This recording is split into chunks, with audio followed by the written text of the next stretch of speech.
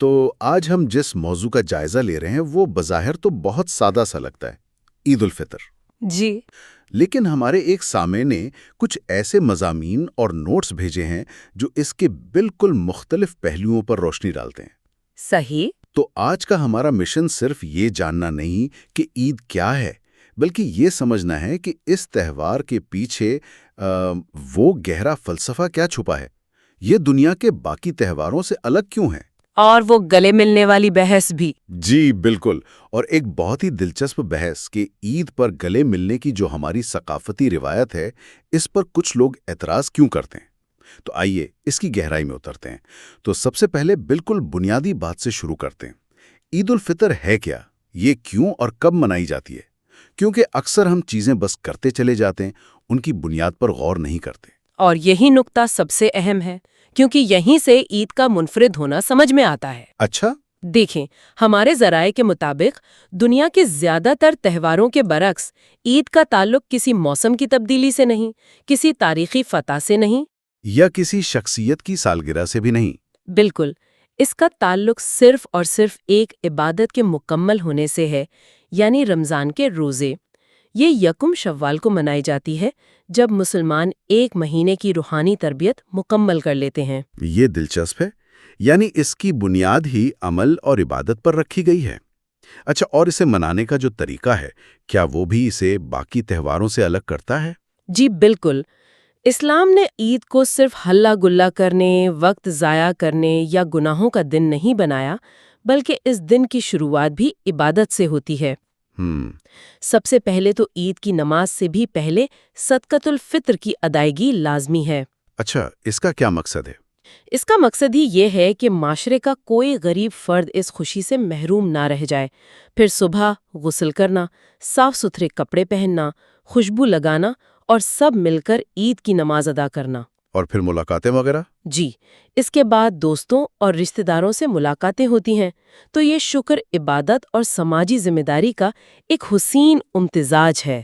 تو یہ تو عید منانے کا ظاہری طریقہ ہوا، لیکن اسلام میں تو ہر ظاہری عمل کے پیچھے ایک گہری روح ہوتی ہے نا؟ یقیناً۔ سوال یہ ہے کہ اس خوشی، ان ملاقاتوں اور اچھے کپڑوں کے پیچھے اصل پیغام کیا ہے؟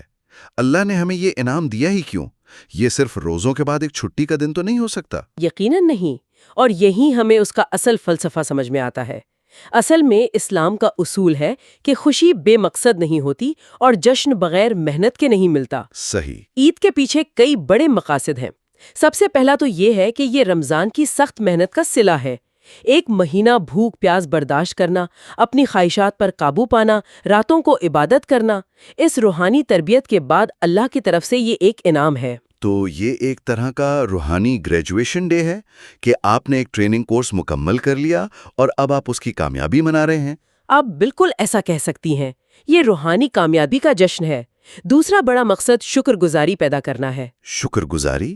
جی، قرآن میں اللہ تعالیٰ واضح طور پر فرماتا ہے کہ رمضان کے روزے اس لیے ہیں تاکہ تم گنتی پوری کرو اور اللہ کی بڑائی بیان کرو اس پر کہ اس نے تمہیں ہدایت دی، اور تاکہ تم شکر گزار بنو۔ اچھا، تو عید کا دن تکبر یا فخر کا نہیں، بلکہ اللہ کے سامنے عاجزی اور شکر کا دن ہے کہ اس نے ہمیں یہ عبادت کرنے کی توفیق دی۔ لیکن اگر ہم عملی طور پر دیکھیں تو آج کل عید پر بہت زیادہ دکھاوا، فضول خرچی اور برانڈز کی دوڑ نظر آتی ہے۔ تو کیا ہم اس اصل فلسفے سے دور نہیں ہو گئے ہیں؟ آپ کی بات بالکل درست ہے، اور یہ ایک سماجی بگاڑ ہے جو عید کی روح کے بالکل خلاف ہے۔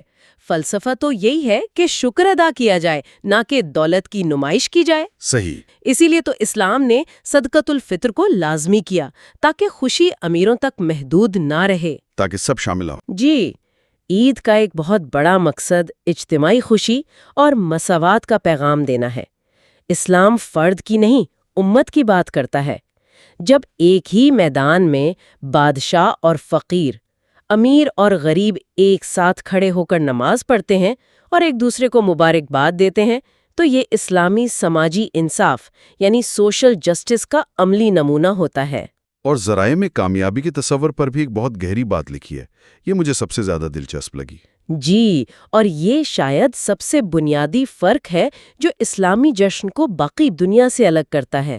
دنیا کی قومیں کامیابی کسے سمجھتی ہیں؟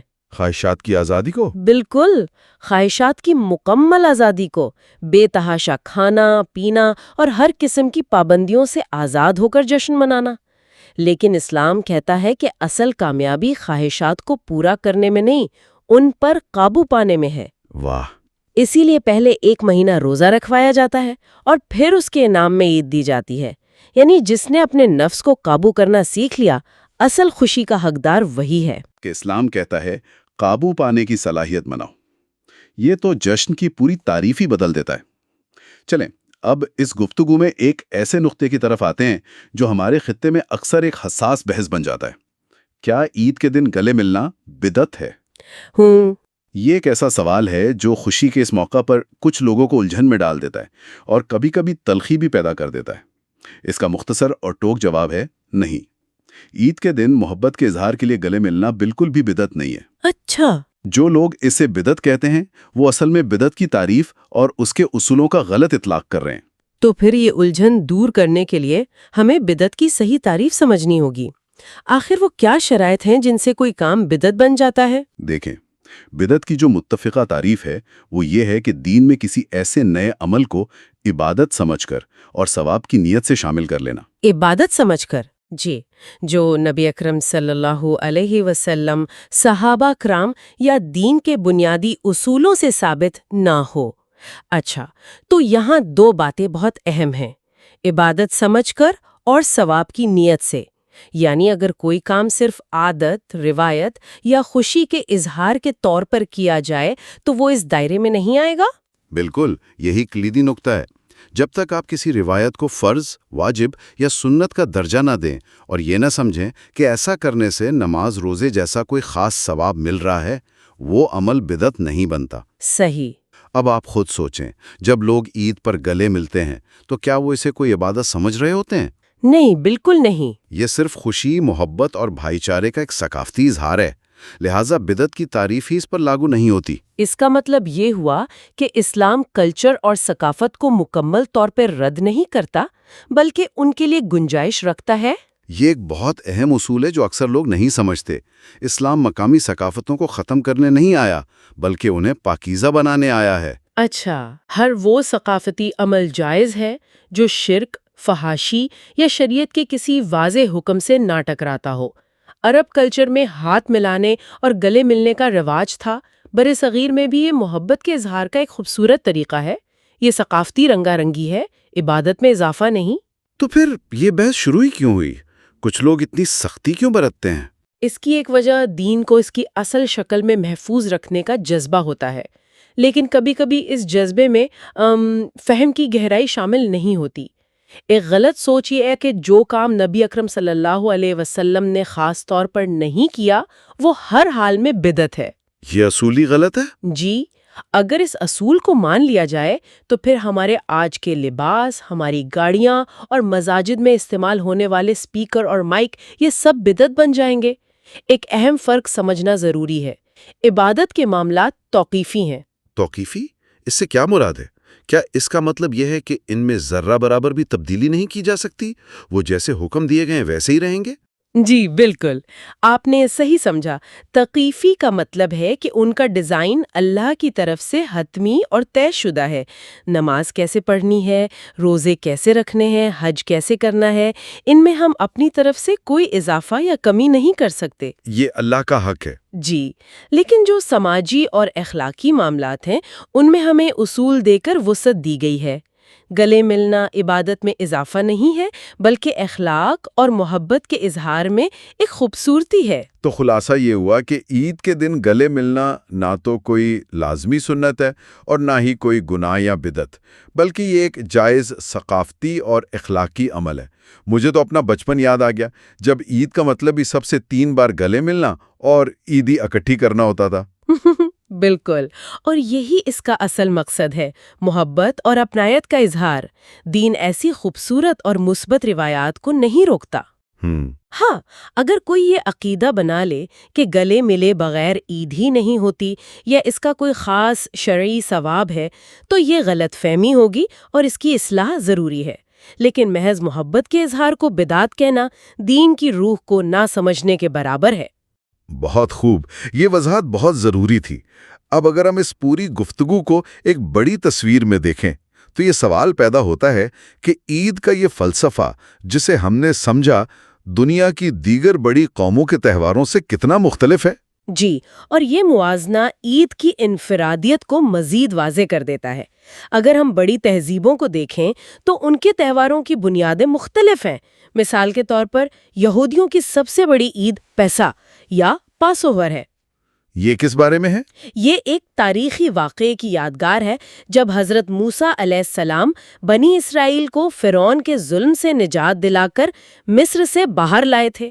اچھا، ہاں، تو یہ قومی نجات اور آزادی کی یاد میں منایا جانے والا تہوار ہے۔ اچھا، تو اس کی بنیاد ایک تاریخی واقعہ ہے۔ ہاں۔ اور عیسائی تہواروں کا مرکز کیا ہے؟ عیسائیت میں دو سب سے بڑے تہوار کرسمس اور ایسٹر ہیں۔ کرسمس حضرت عیسیٰ کی پیدائش کی یاد میں ہے اور ایسٹر ان کے مصلوب کیے جانے اور پھر دوبارہ زندہ ہو جانے کے عقیدے کی یاد میں منایا جاتا ہے۔ یعنی ایک شخصیت پر مرکوز ہیں۔ جی، ان کے تہواروں کا مرکزی نقطہ ایک شخصیت ہے۔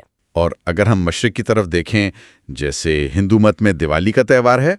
ہندو مت میں دیوالی کی بنیاد ایک اساطیری یا دیومالائی کہانی پر ہے، یعنی رام کا 14 سال کے بنواس کے بعد اپنی سلطنت میں واپسی۔ یہ برائی پر اچھائی کی فتح اور روشنی کا تہوار سمجھا جاتا ہے۔ صحیح۔ اور نوروز وغیرہ؟ جی، اسی طرح اگر آپ قدیم ایرانیوں کا تہوار نوروز دیکھیں تو وہ موسم بہار کے آغاز کا جشن ہے، یعنی اس کا تعلق فطرت اور موسم سے ہے۔ تو یہ بہت بڑا فرق ہے۔ گویا دنیا کے بیشتر تہوار ماضی کے کسی واقعے کی یاد مناتے ہیں، چاہے وہ کوئی تاریخی فتح ہو، کسی کی پیدائش ہو یا موسم کی تبدیلی ہو۔ جی، جبکہ مسلمانوں کی عید حال میں کی گئی ایک محنت کا جشن مناتی ہے۔ یہ یادگار نہیں، یہ انعام ہے۔ آپ نے بالکل صحیح نتیجہ نکالا ہے۔ یہی وہ نقطہ ہے جو عید کو دنیا کے تمام تہواروں سے ممتاز کرتا ہے۔ مسلمانوں کی عید کسی شخصیت کی پیدائش یا وفات کی یاد میں نہیں، کسی اساطیری کہانی پر مبنی نہیں، کسی قومی فتح کا جشن نہیں، اور نہ ہی کسی موسمی تبدیلی سے منسلک ہے۔ جی بالکل۔ اس کی بنیاد خالصتاً اللہ کی عبادت کی تکمیل پر ہے۔ اس کا مرکز اللہ کی اطاعت، انسان کا اپنا عمل اور اس کی روحانی کامیابی ہے۔ اور ذرائع میں ایک اور بہت دلچسپ فرق کا ذکر بھی ہے کہ خوشی اور عبادت کا آپس میں کیا تعلق ہے۔ جی، اور یہ بہت گہرا نقطہ ہے۔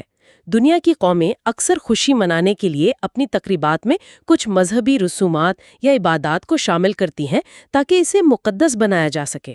اچھا، جبکہ اسلام کا ماڈل اس کے برعکس ہے۔ اسلام پہلے آپ سے عبادت کرواتا ہے، محنت اور ضبط نفس کا مطالبہ کرتا ہے، اور پھر اس کے انعام کے طور پر آپ کو خوشی اور جشن منانے کا حق دیتا ہے۔ پہلے محنت پھر انعام۔ جی، پہلے روزہ پھر عید۔ اسی لیے مسلمانوں کی عید صرف ایک تہوار نہیں بلکہ ایک اخلاقی اور روحانی اعلان ہے۔ تو آج کی اس گفتگو کو اگر سمیٹا جائے تو یہ بات بالکل واضح ہو کر سامنے آتی ہے کہ عید صرف کھانے پینے اور نئے کپڑے پہننے کا نام نہیں ہے۔ بالکل نہیں۔ یہ ایک ماہ کی روحانی مشقت اور نفس پر قابو پانے کی تربیت کا انعام ہے۔ یہ اللہ کی دی ہوئی ہدایت پر شکر گزاری کا دن ہے، اور یہ اسلامی امت کے اتحاد، اجتماعی خوشی اور مساوات کی ایک زندہ علامت ہے۔ صحیح۔ یہ محض ایک یادگار نہیں بلکہ ایک کامیابی کا جشن ہے۔ بالکل، اور یہ ہمارے لیے ایک سوچ کا نقطہ بھی چھوڑتی ہے۔ عید کا فلسفہ اس بات کا اعلان ہے کہ جو انسان ایک مہینہ اللہ کے حکم پر اپنی جائز خواہشات کو بھی روک سکتا ہے، وہی حقیقی اور بامقصد خوشی کا اصل حقدار ہے۔ تو سوچنے کی بات یہ ہے کہ ایسی دنیا میں جہاں زیادہ تر جشن اصولوں سے آزادی کا نام ہے، ایک ایسی خوشی منانے کا کیا مطلب ہے جو اصولوں کی پابندی کرنے پر انعام کے طور پر ملی ہو؟ یہ جشن دراصل انسان کے اپنے کردار کی مضبوطی کا جشن ہے۔